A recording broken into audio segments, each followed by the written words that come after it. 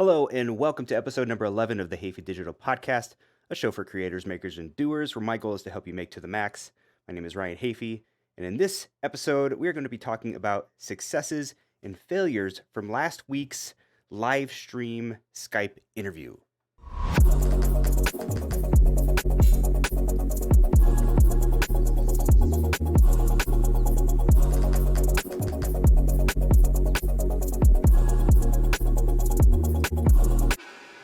All right, and welcome. If this is your first time here, be sure to click that subscribe button if you don't mind, and follow me on social media at Ryan Hafey on Twitter and Instagram. How do you like that little animation I got there? Showed that in the last episode, didn't really talk much about it. Just a little simple After Effects animation I put together, yeah, that was fun. So anyway, today we're going to be talking about some successes and some of the failures, some of the things we did good and bad, some of the things that worked and didn't work last week when we had Brendan Halbum on the show to talk about YouTube and content creation and entrepreneurship and all that kind of stuff. So if you didn't get a chance to check that one out, please do go check it out. It was a good one.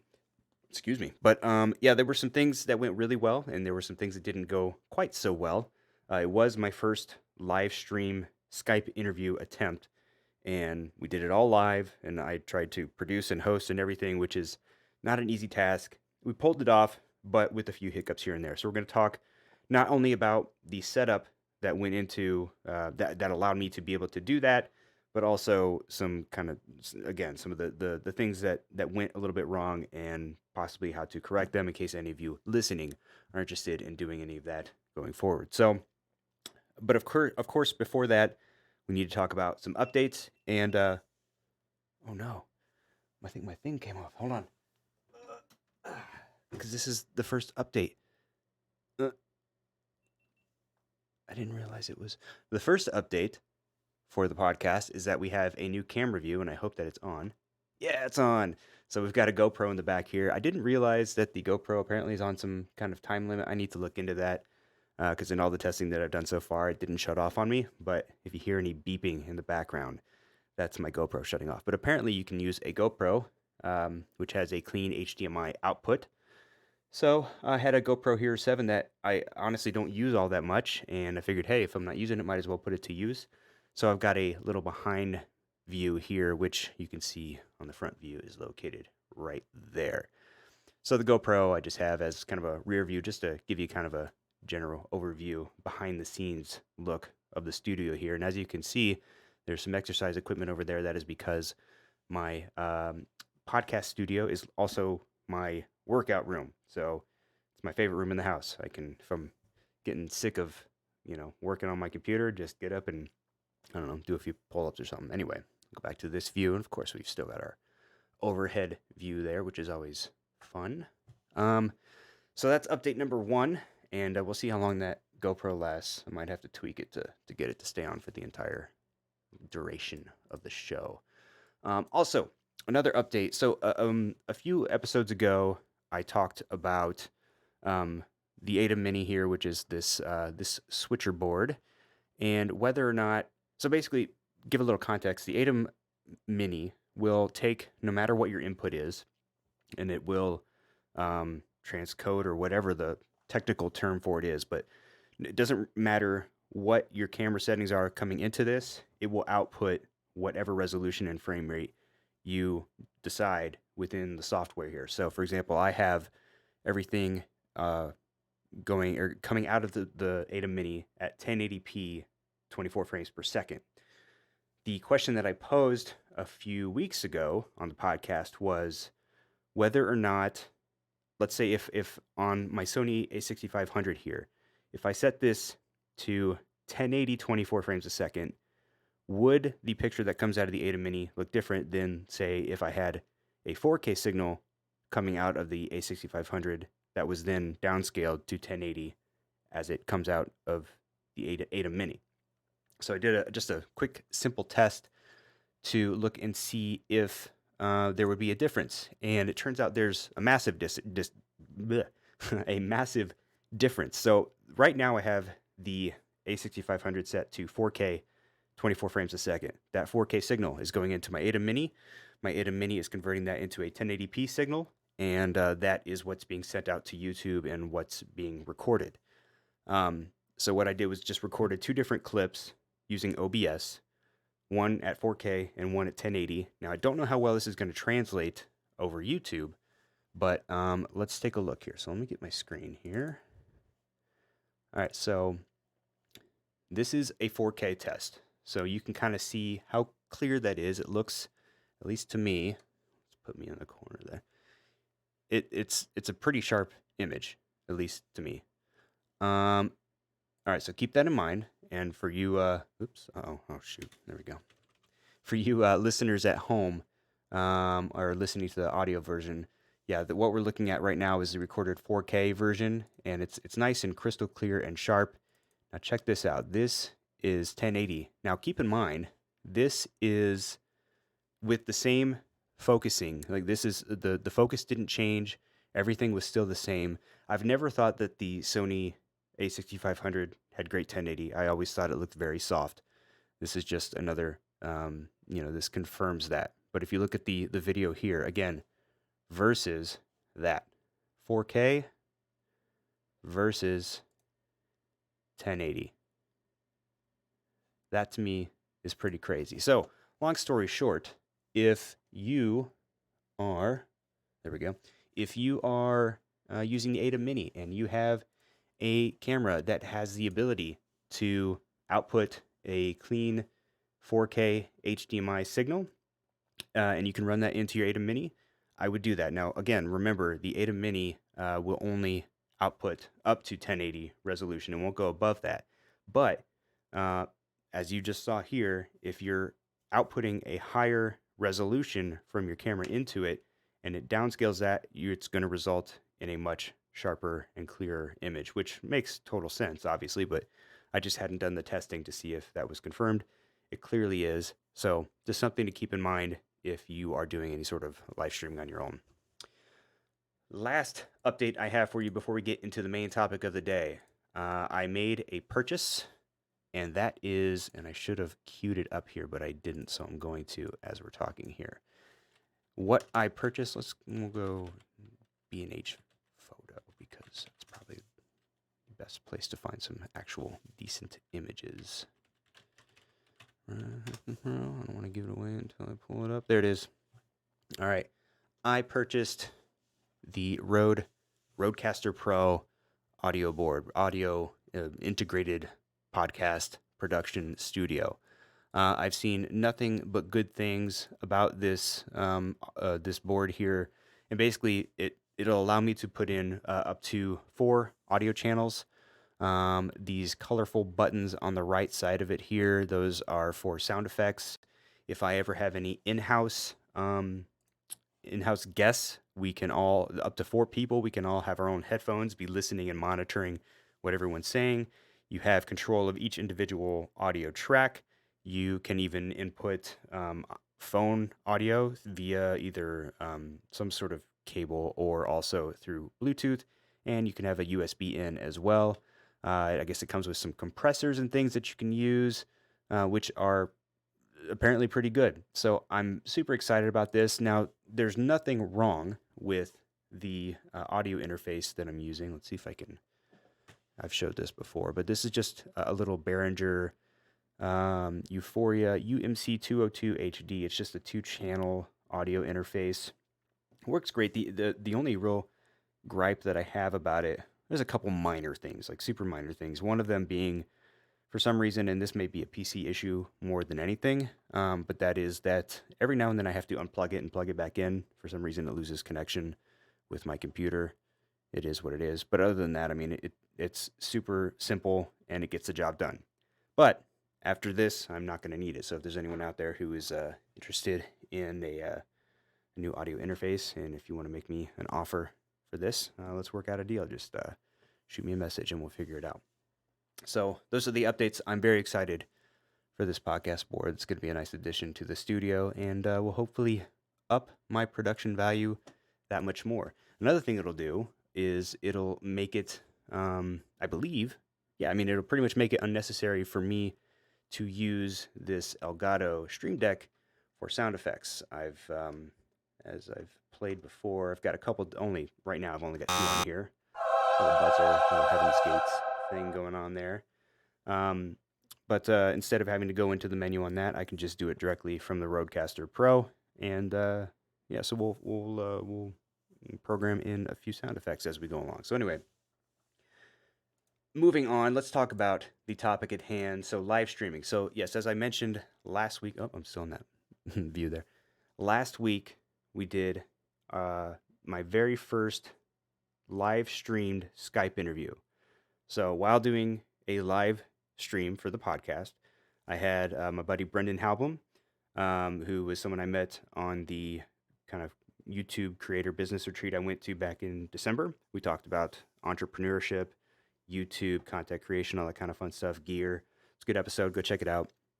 But during that episode, we had him call in live via Skype during the live stream. And it was a great learning experience because I had never done that.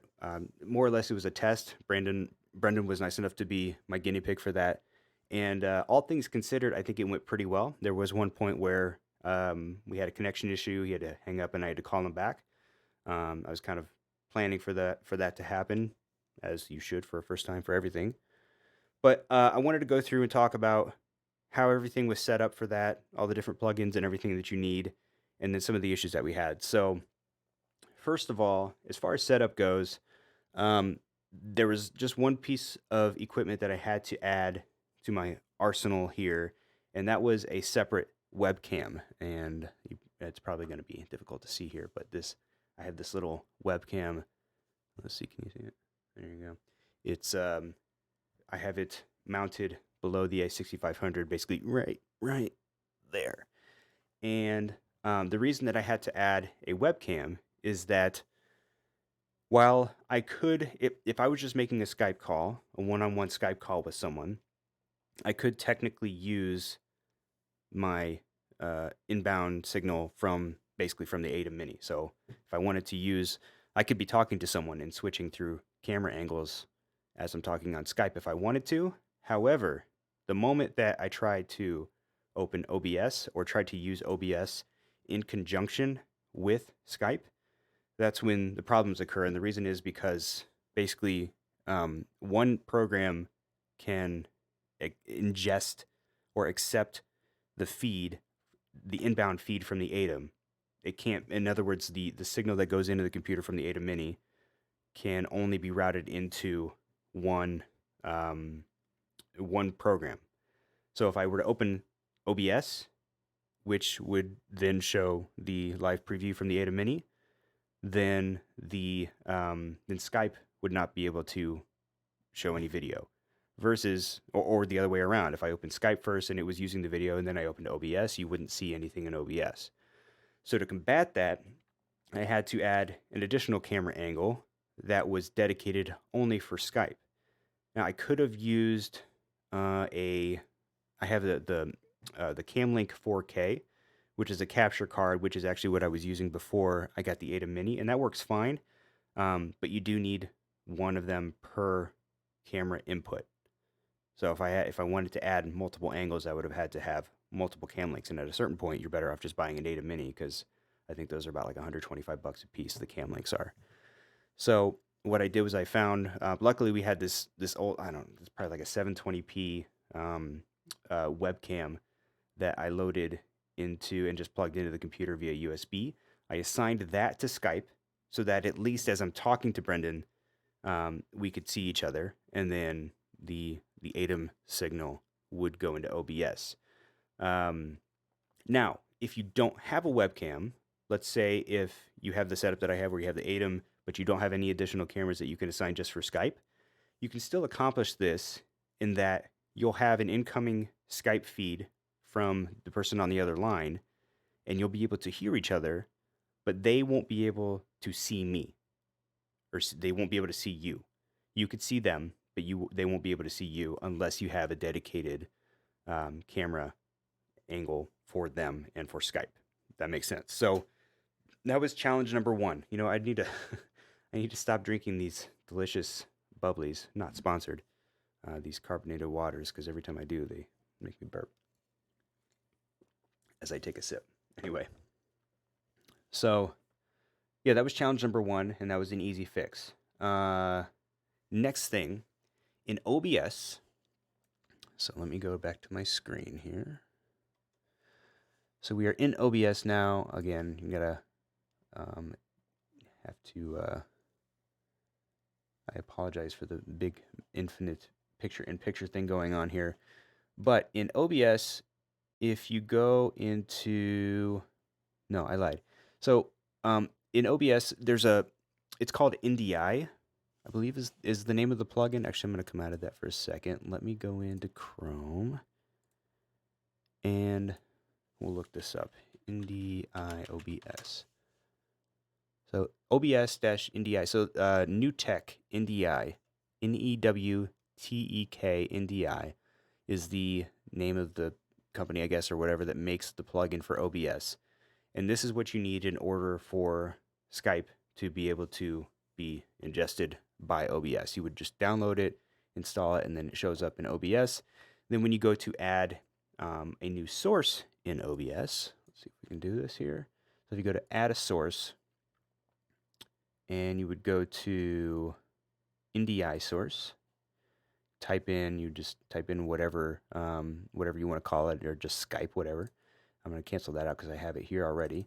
You would then open Skype, and then after they call you, after your guest calls you, you would then open this source up, and you would pick their name from this drop down here. It won't show up unless you actually have a live call, but it'll show them in this drop down where it says source name, and then you would click on their name, and then after a couple seconds, you would see them pop up in the screen, and then you can position them wherever you want in the screen. So it's actually pretty simple process. The other thing that needs to be done in Skype, there is a setting, and by the way, this can only work if the person calling you is on. Did you hear it? There goes the GoPro. GoPro shut off. So if I want to use that again, I'm gonna have to turn it back on. In Skype, there's a setting that you have to turn on, and you have to be using the desktop version. If the person calling you is on a mobile phone or like an app version of Skype, it's not going to work. But we're back in we're in Skype here. If you click on this here, go into settings, calling, advanced, there's a setting called allow NDI usage, and that needs to be turned on both ends. So as long as that's turned on both ends, it should work. Now it's a little quirky, a little weird, but with a little experimentation and fine tuning and tweaking, you should be able to get it to work. And then in OBS, once you get that source going and you have a live call, you've got someone on the other end of the line, then you will see, let's go back here one more time. You will then see in the audio section here, you will see the inbound audio from your Skype recipient, if that makes sense. Pardon me, good Lord. Gotta drink some flat water next time. Anyway, okay, let's go back to this view here. So that's obstacle number 2, and that's just basically how you go about actually getting Skype set up and integrated with OBS. Now, obviously, one of the things that you need to make sure is that the connection that you have on each end is a strong one. In my case specifically, and I can't confirm whether or not the connection issues that we had were on my end or on Brendan's. I do have a strong internet signal here. I'm also using that internet signal right now to send this out to YouTube where it's being live streamed. Not only that, but I have kids upstairs right now that are playing on all their electronics, so it's highly possible that the internet connection in this house was just too incredibly bogged down. I don't know. Or it could have been on his end. At a certain point, though, what I'm getting at is that he had some connection issues. There were some points where he would just break up and be a little, I couldn't understand him. So at a certain point, I had to hang up and call him back. Luckily, that went without any issues. I was able to hang it up, call him back, and then he was right back, and then the connection was at least better. One of the things, though, that I didn't realize until after we had finished the entire episode is that when you're doing the call live, and it's on the computer. I could hear him in almost real time, and I was responding to him in real time. However, it took maybe 2 seconds or so, maybe a little less. I don't know. I don't know exactly, but it took a little bit of time for that to get into OBS as well.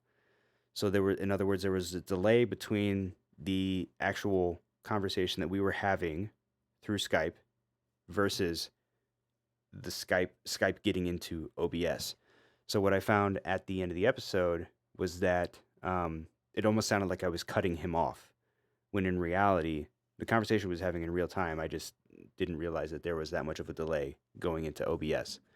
So that was a bit of a problem, bit of an annoyance, especially at the end when I'm trying to configure the audio version of it to upload to, audio podcast version.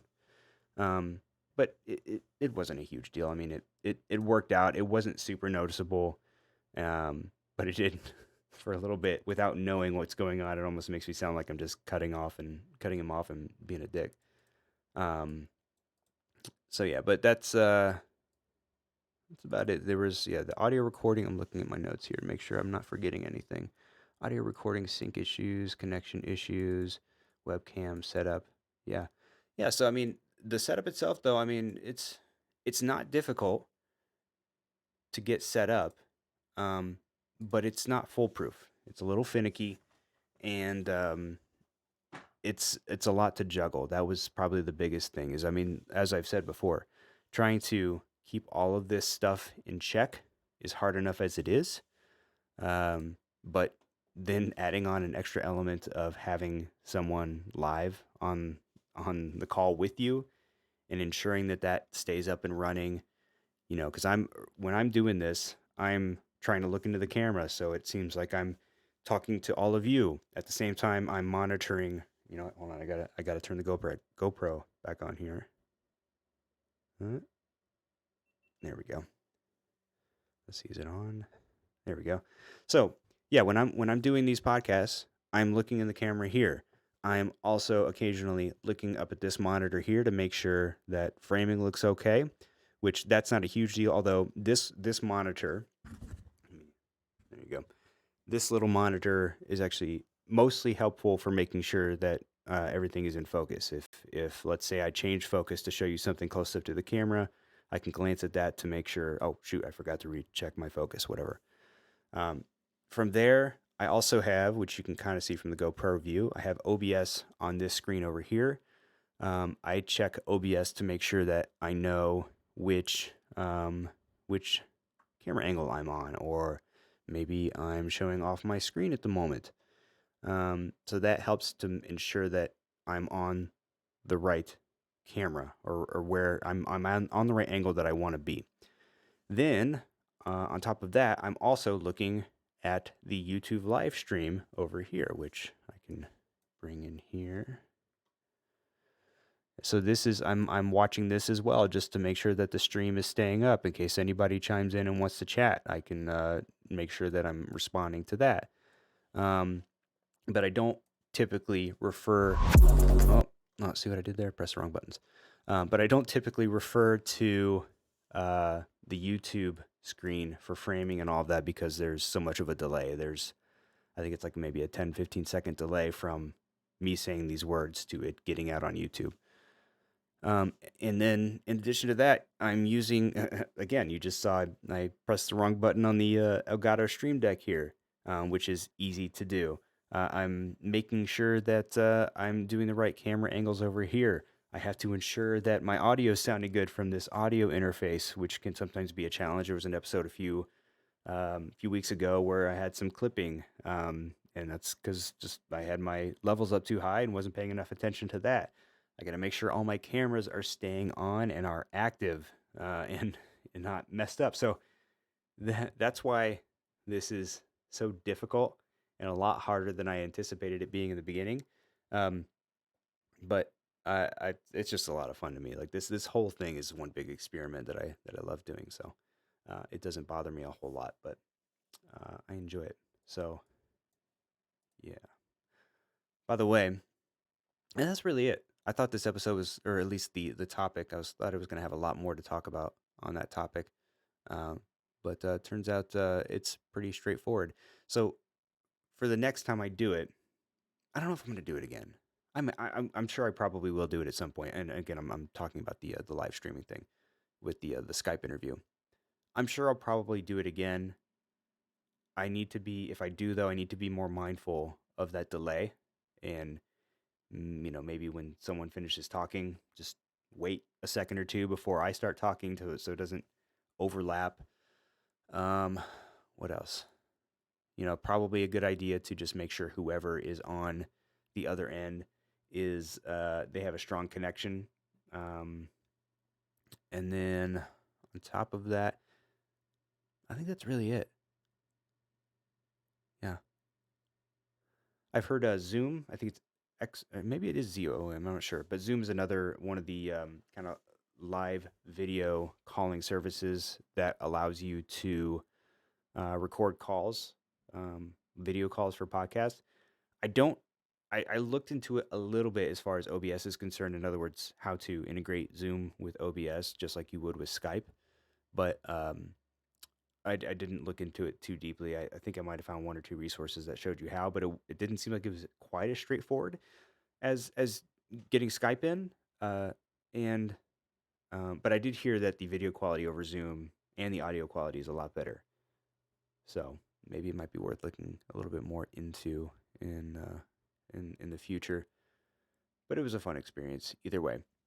One last update, by the way, that I didn't. Oh, I wonder if I can. Okay, I'm gonna keep talking because I'm gonna send a video from my phone to the computer because I have one final update that I need to share that I'm very excited about. And by the way, here's a good utility for anyone out there who, let's say, if you're like me and you have an iPhone, but you also have a PC, which I have a MacBook Pro, but my computer, my desktop, is a PC. So obviously with Mac you have AirDrop, with but it's not quite as simple to transfer files between Mac and PC like it is between two Macs.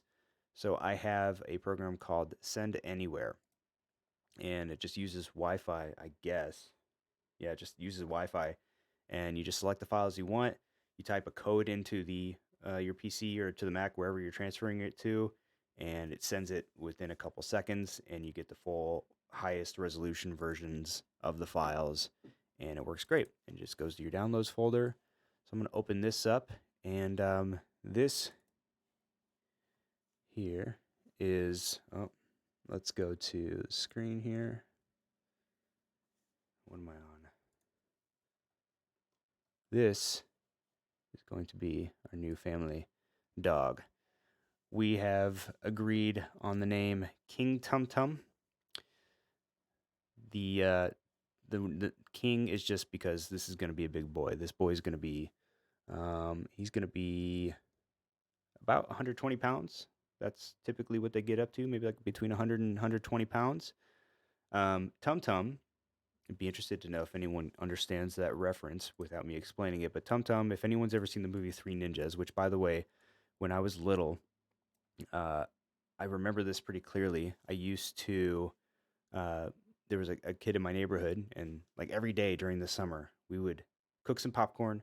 We would grab Diet Dr. Pepper for some reason, and we would sit down on the TV on the couch in my living room. We would watch Three Ninjas just every day for some reason. And in Three Ninjas, there are three kids, three brothers who are like ninjas in training, and they have nicknames. They're given nicknames as part of the process. The oldest is Rocky, the middle is Colt, and then the youngest of the group, who is also has the biggest appetite, his name is Tum Tum. And that reference just kind of came to me, and I thought it was fitting. He's going to be the youngest of the three.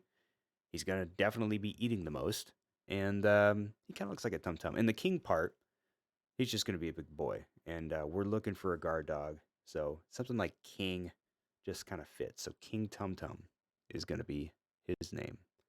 we're very excited about that.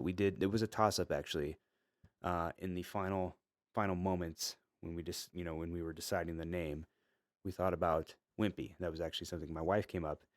Wimpy, short for Jay Wellington Wimpy, who was kind of Popeye's sidekick. Here, we're gonna look him up. Kind of reminds me of the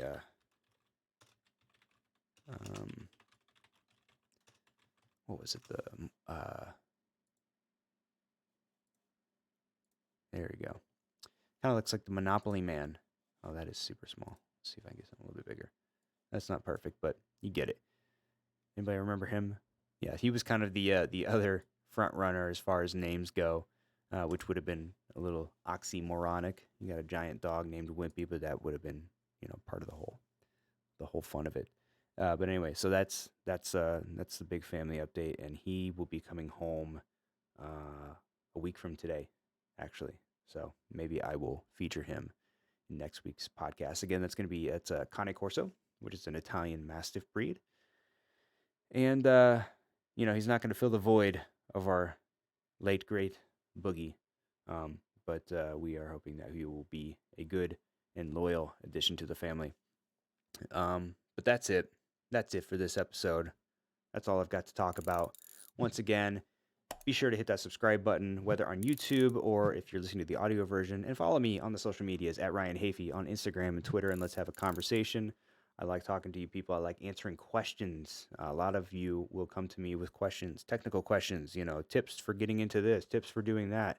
And that's the kind of stuff I enjoy. I like tinkering. I like troubleshooting. I like figuring out problems. So if you've got a problem or if you're just looking for a little bit of constructive feedback or advice, feel free to hit me up and drop into the DMs. But anyway, with that, I think I'll call this one done. Thank you so much for watching and listening, and we will see you in the next one. Bye-bye.